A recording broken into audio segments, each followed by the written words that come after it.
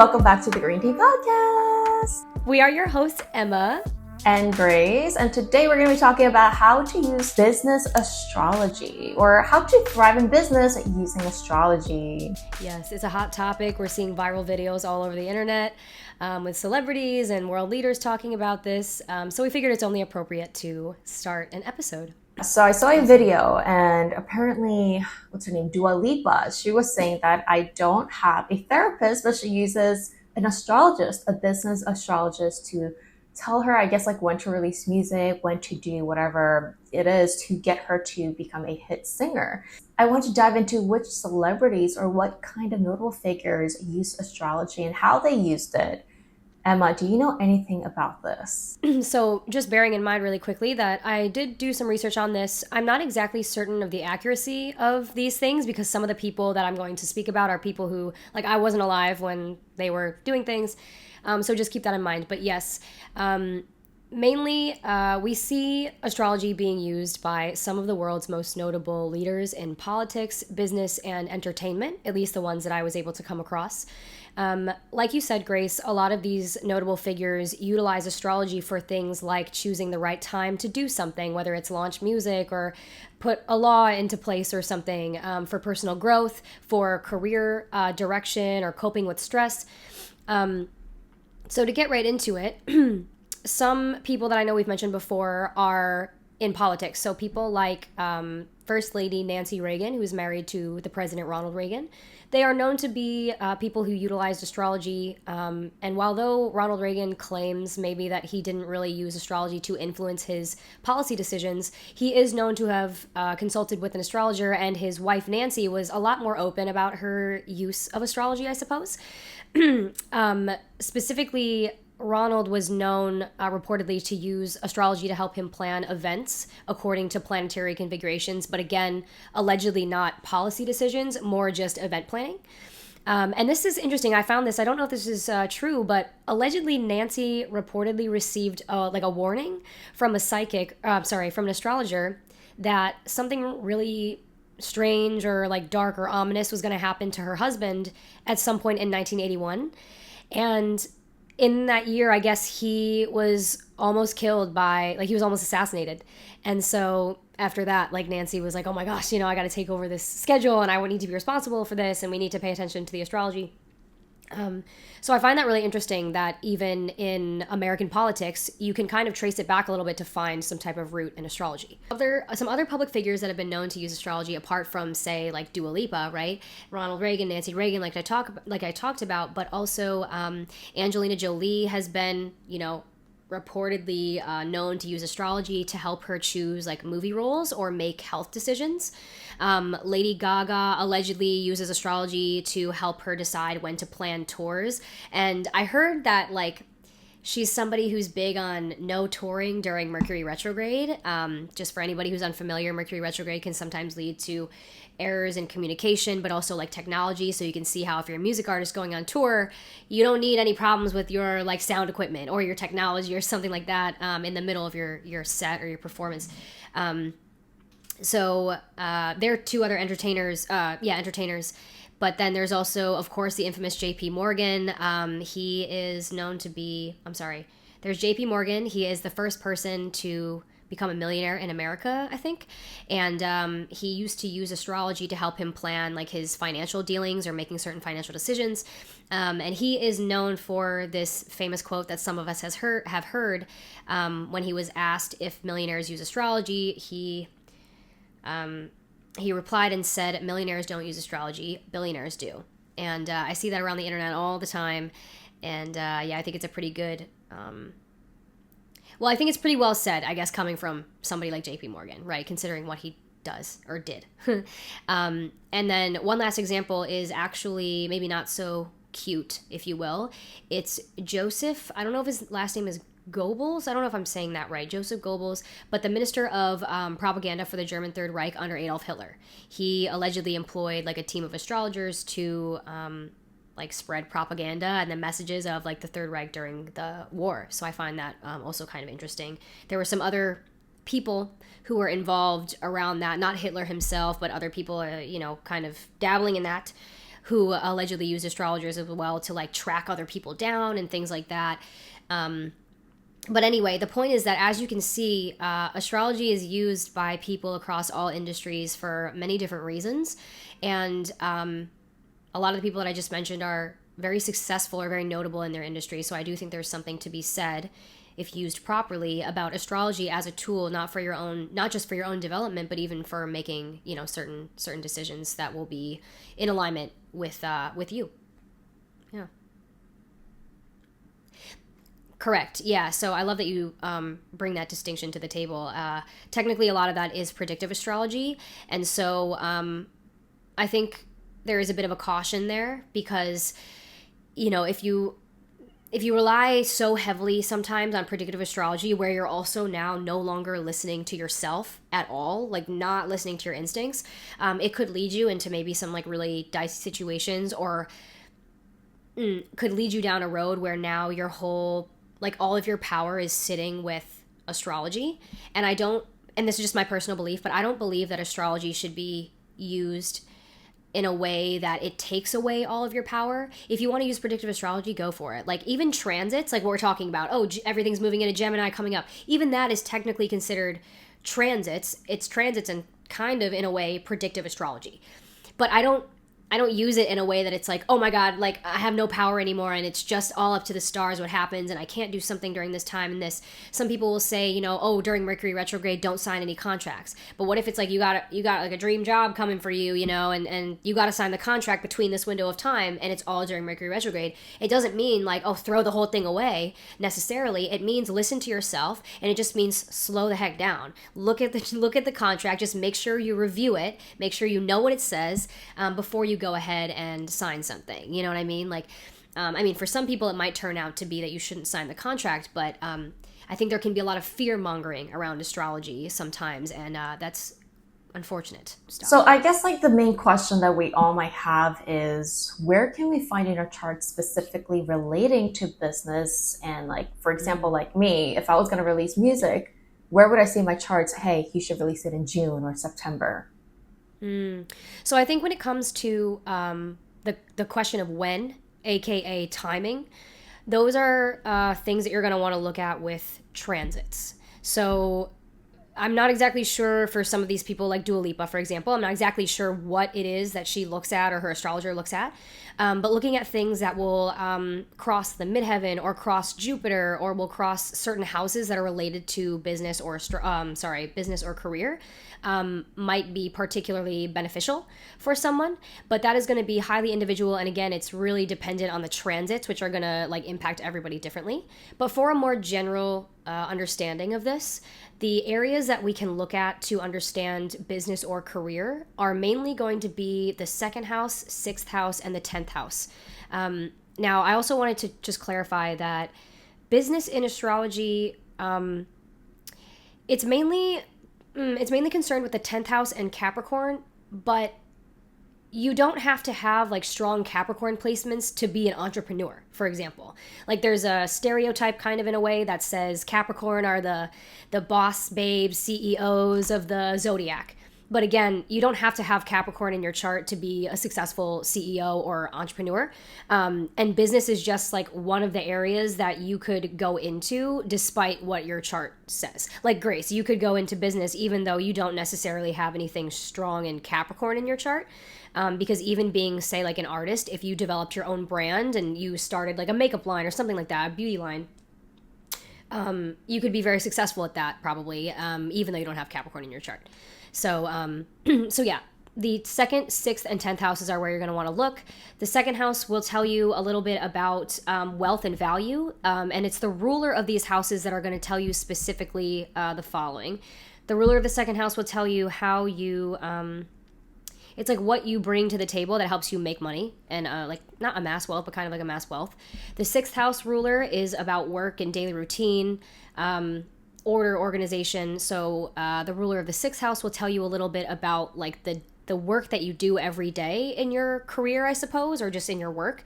And then the 10th house is career, public reputation. It's how the world sees you at large and what you're known for. It represents a larger function of your career, not just the task of it or the skill, but the function of it overall. And the ruler of that is going to be the midheaven, I guess. Midheaven can be ninth or 10th house, but the midheaven. And that's generally the angle that people look at when they come to an astrologer and say, oh, I want to understand what my career is, or, where I should be looking. A lot of astrologers will kind of look to the midheaven for vocational astrology. So I know that might have been a lot, but those three things are pretty important when it comes to business and career. So, for example, using your or my chart, can you give an example of like what your ruler is and does it relate to what you do now? Yes. So interestingly enough, Grace, I'll do two examples. Grace, you are somebody with a Leo midheaven. So Leo is the archetype of the performer. They're the entertainer. They are also like this king leader archetype as well, but they're very creative, very expressive. They don't mind the spotlight in some degree. Actually, I think they thrive in the spotlight and they're meant to be seen actually. And so it's very fitting that a lot of your career and the success that you've had in your life has come from being in the entertainment industry, whether as a K-pop singer, an influencer, whether it's beauty or music, it doesn't really matter, right? You've had a lot of success doing that, and it seems almost like the you seem you what is it? What am I trying to say? You step into the spotlight very naturally, and you command that attention very naturally, kind of like the sun. So that's one example. And then for me, I guess I'll give the example of my midheaven being in Capricorn. And I run a business, interestingly enough, which is pretty Capricorn. Specifically, though, to go deeper with that, my midheaven ruler, since it's Capricorn, is going to be Saturn. And it's Saturn in Pisces in the 11th house.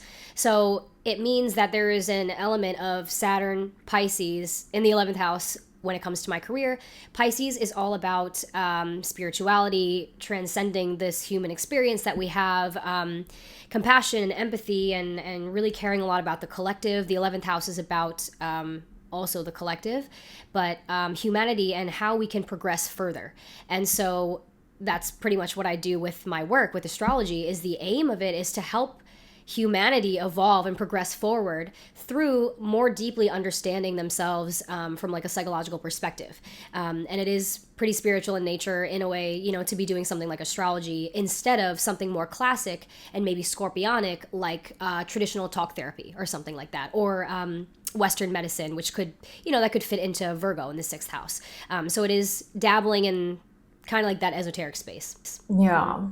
I just had like a thought today, like as we were all growing up, I'm sure we all had like a dream of what I want to be. Like for me, I've always wanted to be a singer or being in the spotlight performing. I'm sure for you, Emma, it was, what was yours? Well, it's interesting because I think mine's evolved over time. I think there's a part of me that does still have an interest in entertainment. But I do love the idea of running my own show and my own ship regarding business. The reason why I asked is because I feel like, those kind of people who say that they have like a 9 to 5 job and they're really depressed. I know I had a guy friend, he's like, damn, I have a 9 to 5 job. I'm making good money, but I've always wanted to do like a guitar or like sing and do a music career. And he would always tell me that that was in his back of his head. And he was really unhappy with his job. So I'm thinking, maybe like a lot of people don't utilize their natural given talent and what they were supposed to do. And I think when you're young, like there's this little intuition in your belly, like, oh, I want to do that. Like I want to pursue that. But then maybe life happens and you don't end up pursuing your dreams. So when that happens and you don't go to the career based on your astrology chart or, your natural given talents, do you think that is one of the reasons why it may lead to somebody to be unhappy? Have you seen those kind of cases? Yes, kind of. I think so. I think the reality of it is that when you are able to express all the aspects of your astrology and you're able to understand what they are, you will feel more fulfilled and more embodied in who you are. Now, I think for some people, it does play out the way that you described, which is, oh, I work this 9 to 5 job, but I've always had this burning passion to become an artist. And you'll look at their chart and you see like, wow, look at all this creative energy. Yeah, I could kind of see how you feel like this is out of place.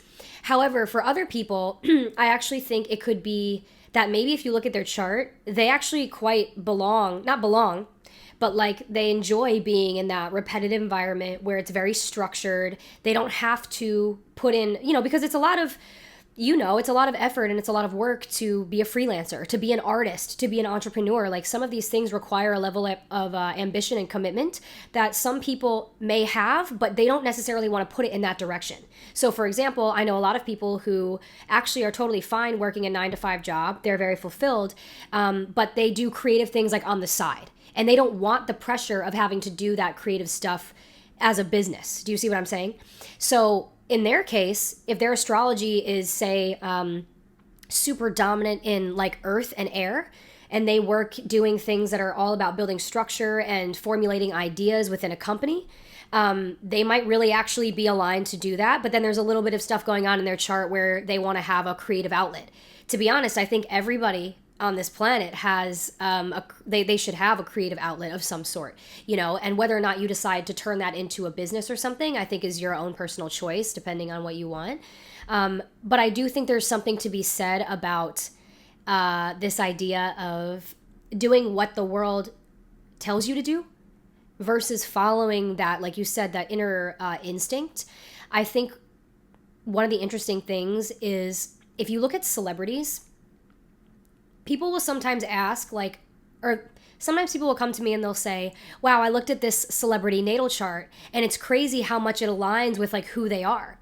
And if you think about it, it kind of makes sense because when you live in alignment with what your chart is telling you, or when you live in alignment with what your chart is telling you, you naturally like expand to a level that is no longer sheltered by like your own like limiting beliefs kind of, and like worries about what other people think of you. Like you're fully embodied and expressing in who you are.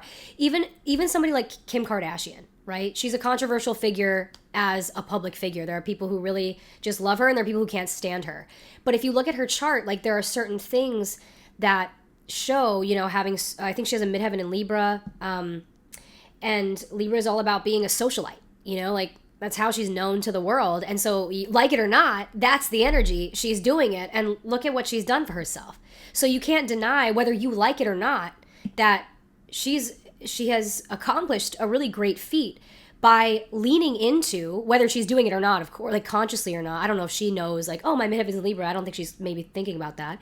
But as an astrologer looking at that, you can see that she really utilized that and really leaned into it, and it's allowed her to create an empire, like one that we haven't really seen in the world in quite some time, if at all.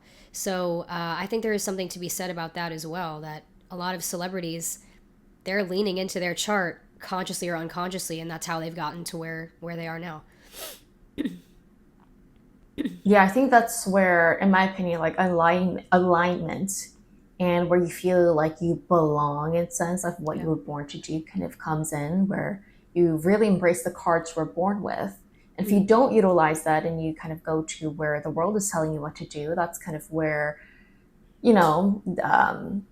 you feel like you lived your life without fulfillment. Yes. Yeah. And like, just to give a personal example, right? Like my midheaven is in Capricorn. And the thing about Capricorn is that you could kind of take that any direction because nowadays, like anything can become a business, right? But the reality is, before I thought about doing a business, specifically rooted around astrology, which is my chart, chart ruler being Saturn in Pisces, there's relevance there. I thought that I was going to go to medical school and become a physician, work for, like a hospital, and that was just going to be that. And to be fair, I do think that still could fit into my astrology. But there was a part of me that wanted more. I felt that my ambition was capped within the medical field. I felt that my creativity was capped and my earning potential, like all these things were kind of capped. And I had to live and work within a box that society had for me, or I guess in this case, the medical field placed around me. And so I hit a point where I was kind of like, I don't really want to do that. I kind of want the freedom to make my own choices, to be creative and to implement astrology into what I do, which is not going to fly in Western medicine. If I went into a hospital today and just said, hey, I'm an astrologer, hire me, they're going to probably look at me like I have 5 heads, And so thus I began to lean further into that Capricorn like aspect of being ambitious and tenacious and being the leader and the authority of your own life, not just of your own life, but eventually to guide other people as well. But I took that upon myself to lean into that ambition and that drive and to not let it, deter me from the path. I want to just make it really clear that there's maybe a stereotype or a common belief in astrology that certain signs equate to certain fields. So, for example, like I just told you, you have Leo midheaven. There are people and astrologers that will tell you, oh, it means that you should have a career as an entertainer. But I know people who have a Leo midheaven who, like, they are not entertainers by any stretch. I mean, I'm sure they are, but they are not entertainers. They have no desire to be an entertainer. They have never had a desire to be an entertainer. So I want to be really clear in that what it means, the sign that your midheaven falls in, it doesn't necessarily mean that you have to be in that field. It means that that is the role that you take on in your career. So I'll use the Leo as an example. It could be a very literal translation like yours, where it's Leo midheaven, you're an entertainer. But it could also be that maybe they are somebody who works, I don't know, let's say that they work at like a tech company. But the role that they play is that they are like the director of operations. And they specifically are known to be somebody who brings a very vibrant and like warm energy to the workplace. People always feel very comfortable like gravitating toward them. They're very generous in giving their energy, their time, their efforts, whatever, and they really shine at their job. They're very good at their job. So that could be like another manifestation of a Leo midheaven. It's that the role that you play is Leo within your industry, not that the sign is the industry. Does that make sense? Yeah, I agree, because I think also with age, also with the environment, it changes like what I want to do. When I was like 21, yeah, I wanted to be the singer and like just do that. But now I'm like, I get a high when I do interviews with, the K-pop celebrities that I do. And, when I'm talking about these kind of stuff, doing a podcast, I'm not like singing, I'm not dancing, but I think it's the same thing, but in different type of roles. Like you said, I like that. I think we should talk about the ups and downs of our personal careers, when you felt the most high in the happiness and when you felt the most slumps. My path to determining like my career has not been easy for me. I think it's been a lot of a series of like highs and lows. Some people, they come out, they're like, I know what it is, and I'm there. One of my like closest friends in college, I remember I used to really envy her back when we were at university together, because she had always known like she wanted to be a physician, and she just did all the things, boom, did it. And I remember just, being so envious of the clarity that she had, not necessarily of that avenue, but just being envious that like, wow, she knows and she's just going for it. There's no question about it. There's no doubt. There's no this. And I'm out here every 5 minutes, like changing my mind. I want to do this. I want to do that. And it's like, gosh, I'm going to make up your mind. So I think for me, there have been a lot of struggles or like slumps that I've kind of had to endure with that, and a lot of them stem from like a lack of clarity that I do think, if you dial it further back from there, came from certain amounts of like self-doubt and expectations maybe that I thought other people had of me, them wanting me to do a certain career, or me, even something like me having been so familiar with something that I don't know anything else. So for a while when I was trying to pursue medicine, part of the reason I was doing it is because, everyone in society, that seemed like a normal career to have. It's like not traditional to tell people, oh, I'm an astrologer. I mean, maybe it's getting more normalized now, but at the time it wasn't. And also it's stable. It's very practical. You always have a job. Medical need is universal, blah, blah, blah. And so that was more of like a conditioning thing. But then there were other times, for example, where I used to be a dancer, and at one point that was the first like real career that I considered, was being a professional dancer. But I started to kind of realize, for reasons outside of my control, I think that wasn't going to happen. And so when I stopped dancing, I did have a bit of an identity crisis. And I was like, oh my gosh, what am I going to do? Because my whole life, up until that point, I had been a dancer. So that one wasn't necessarily a conditioning thing. It was more, I followed my heart and my drive and my instinct into this thing. But now there's something telling me like, no, this might not be the path. And so where do I go from there? Do you see what I'm saying? So I think, it's been a series of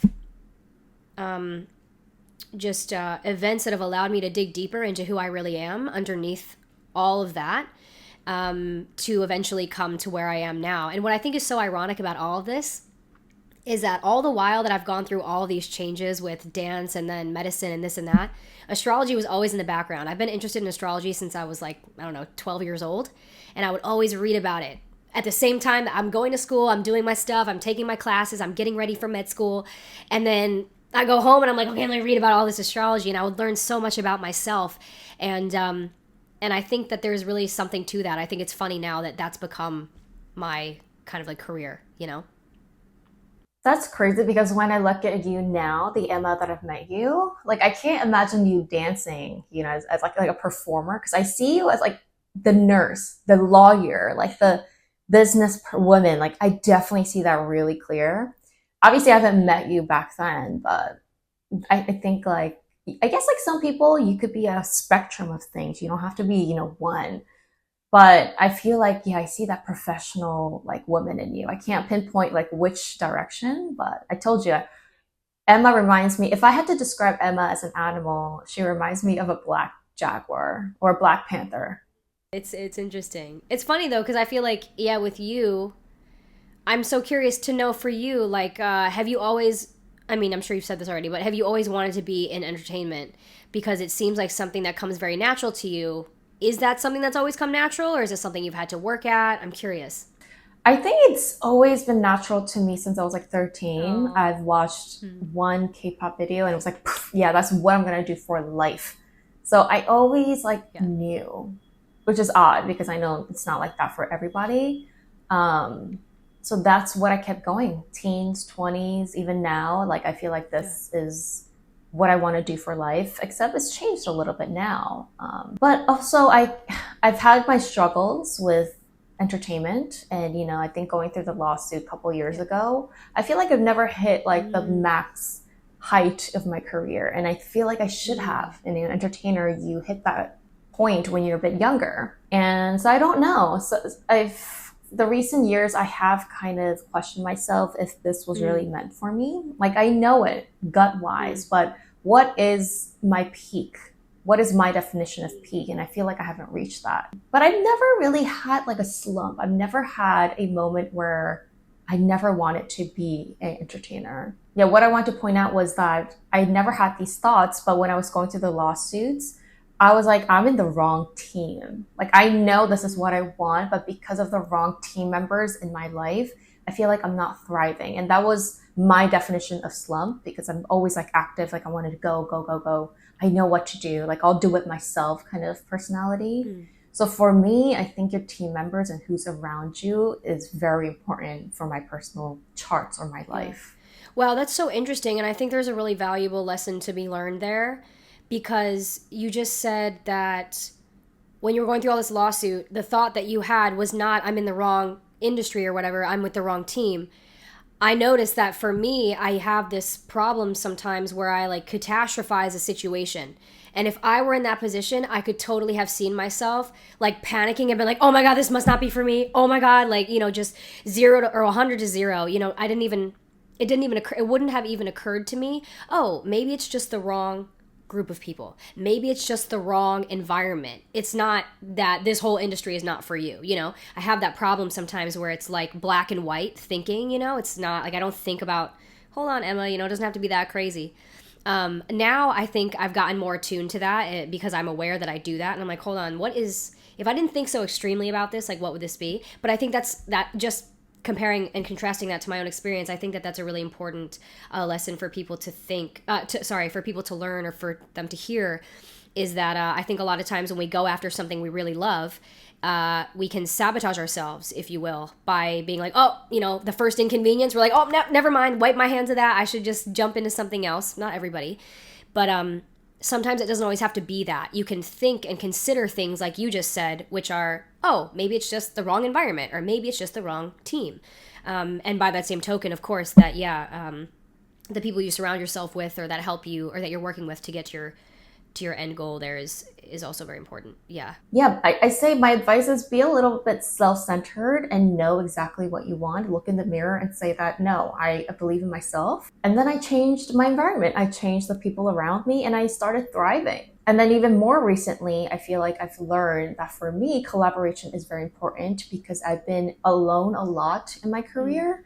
I've never really liked being around people, meaning like when I was in K-pop, like I didn't love being in a girl group when I was in K-pop because I wanted the attention spotlight. I was jealous of the other girls. Like I feel like I didn't fit into a group. And then after the solo K-pop career, I went through as an influencer and I did a lot of my self work on YouTube. It was just me editing, doing everything, which has worked, but I feel like I hit a certain break point.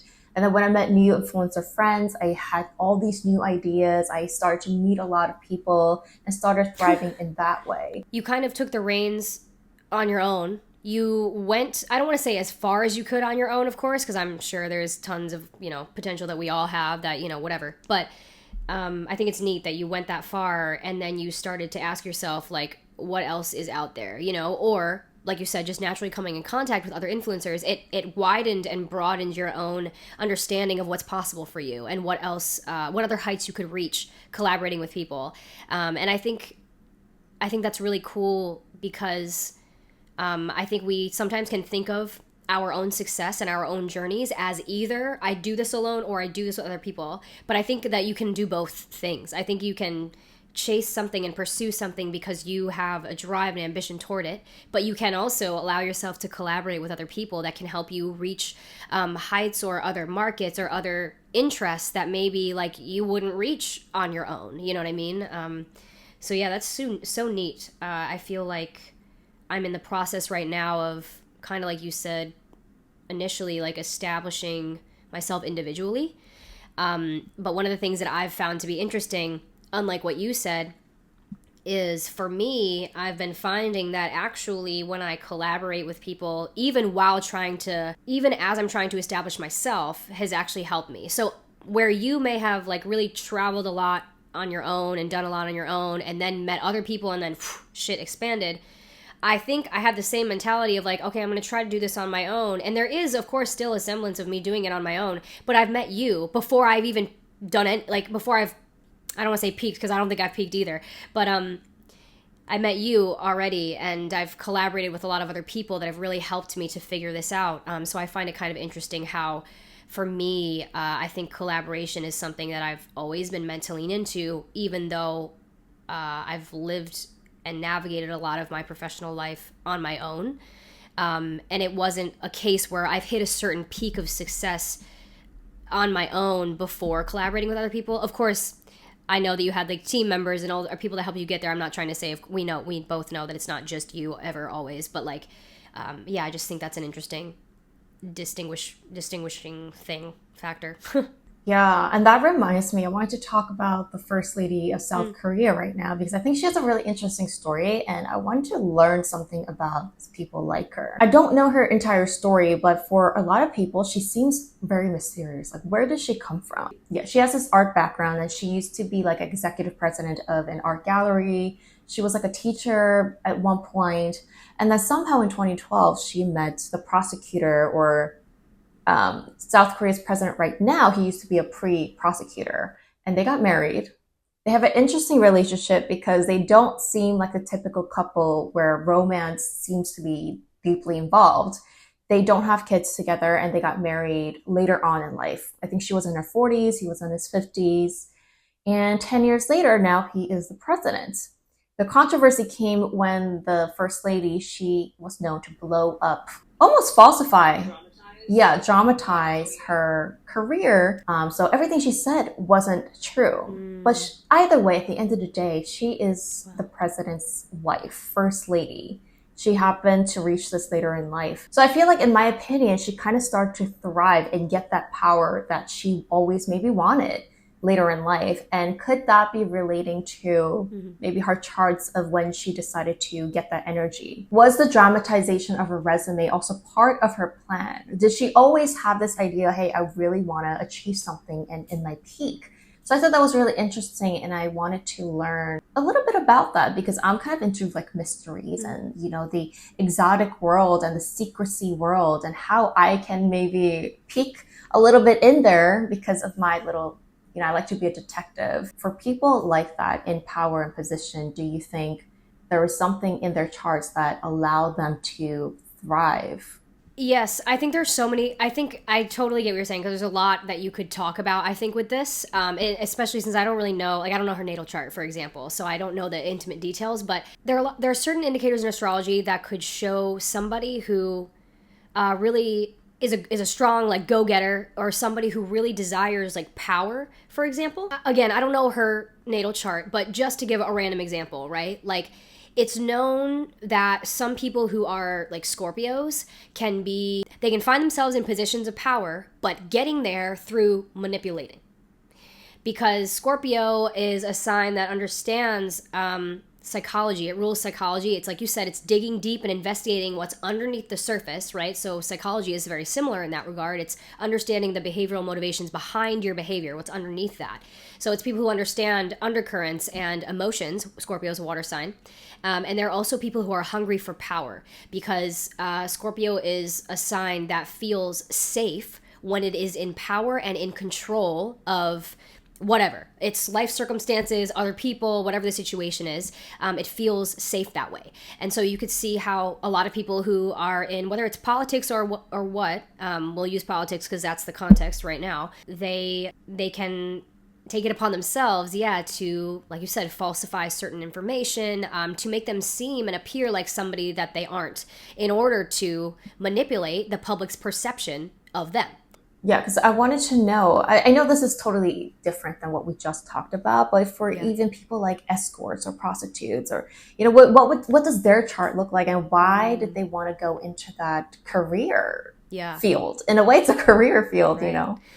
I think it's interesting because you can find, I'm sure, right, escorts, prostitutes, people that do sex work, with charts, with things all over their chart. And, sure, you could chalk it up to, I think there's an element of nature and an element of nurture as well. Our experiences as children or as we grow on this earth that we have do impact, our choices and our behavior. But if we're just talking about astrology, one of the things that I found kind of interesting is, I worked in nightlife for a while, and I had worked at, traditional nightclubs, gentlemen's clubs, whatever, doing liquor service. And I noticed that a lot of the people that I worked with were Scorpios. Now, Scorpio, again, it rules the eighth house of what's taboo. And if you think about, especially like a gentleman's club, is definitely something that's considered a little bit like taboo, like, ooh, like, what are you doing over there? It's also Wait, do you mean Scorpio's sun sign or like somewhere in their chart? Scorpio just in general, this energy. But yes, I'm sorry, I'm talking about people who are Scorpio sun signs. However, if I'm totally honest with you, a lot of people that I've looked deeper into their chart say that they're like a Libra or somebody who's very social. They'll have like a Scorpio moon or a Scorpio rising or something else strong in Scorpio. But I just noticed that. Like, I would go to work at these different places and everyone is a freaking Scorpio. Like, every single person I'd meet is like, I'm a Scorpio. And I'm like, wow, this is kind of crazy. So I think there could be something to that in terms of like this affinity toward what's taboo, finding yourself attracted to things that are taboo and wanting to know, like, oh, what's here. I mean, even me, I have my descendant is in Scorpio, which means that one of my public facing personas is Scorpio. And the way that I engage with the public can be very scorpionic in nature at times. And one of the things that I found most interesting about working in nightlife myself is that desire. I was like, I want to understand what's going on here, like what really goes on behind the scenes, like why are people really here, whether it's the entertainers in the club, the servers, the clients. Even I'm like, tell me everything about why you're here. What is it that draws you into this? Plus also just understanding like the inner workings of like, how does a gentleman's club work, like a legal space where you can not, you're not soliciting prostitution obviously, but how does that actually work? But yeah, Scorpio is a sign that, yeah, they're driven to uncover mysteries, especially regarding what's taboo. The eighth house and Scorpio is also about sex, and especially the idea of like sex for creation or sex for power. If you think about a place like a gentleman's club, if you think about escorting, if you think about this, it can be, it can sometimes be a game. I don't want to say a game. I'm trying to choose my words very carefully here, but I'll just say it how it comes. It can kind of be a little bit of like a game of manipulation in a way for say the women, for example, like trying to manipulate men into feeling a certain way about them, or to buy them something, or to pay for their services. Now, of course, many of, well, I would hope all, but all these men are in some form willing participants because they're showing up, and most of the time it's a very simple like exchange. They know what they're giving and what they're getting. Same for the woman. They know what they're getting and what they're getting. And a lot of times in that context, it's related to sex. So I think, yeah, I just find it kind of interesting how I think across certain industries, you'll see certain